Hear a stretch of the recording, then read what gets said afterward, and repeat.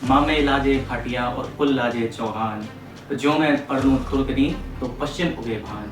ये पंक्तियाँ सिर्फ पंक्तियाँ नहीं हैं, ये राजस्थान की वीरता को दर्शाते हैं। ये पंक्तियाँ वीरमदेव सोनगरा, जो कि जालोर के राजा कानड़देव सोनगरा के पुत्र हैं।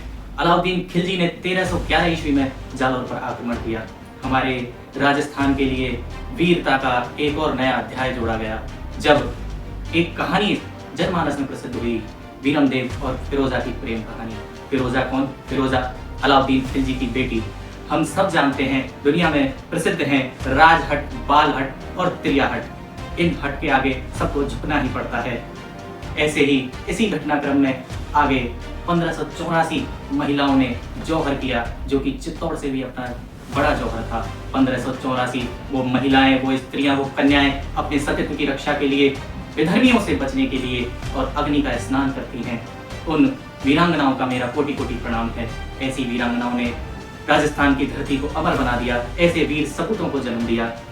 जब अलाउद्दीन खिलजी को अपनी बेटी के प्रेम प्रसंग के बारे में जानकारी होती है, तो अलाउद्दीन खुद फिरोजा को समझाने की कोशिश करता है कि बेटा तो तुर्कनी है और वीरमदेव जो है वो राजपूत हैं, आपकी शादी नहीं हो सकती। लेकिन फिरोजा नहीं मानती। बालहट बड़ा हट होता है।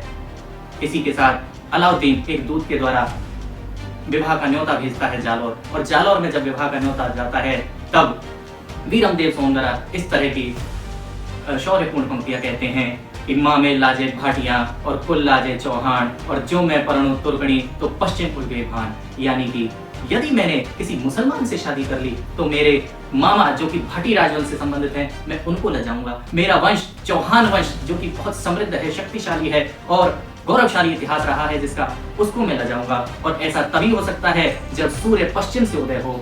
इस प्रकार की ओजपूर्ण पंक्तियां वीरमदेव सोनगरा ने कही। वीरमदेव सोनगरा की इस पंक्तियों को सुनकर दूत जाकर अलाउद्दीन खिलजी को सुना देता है। अलाउद्दीन क्रोध में जल उठता है। क्रोध में आकर त्योरियां चढ़ जाती हैं और त्योरियों को चढ़ाकर सेना को आदेश देता है कि जालोर को रूंध डालो और नेस्त नाबूद कर दो उन मंसूबों को जो दिल्ली सल्तनत के विचारों का खंडन करते हैं।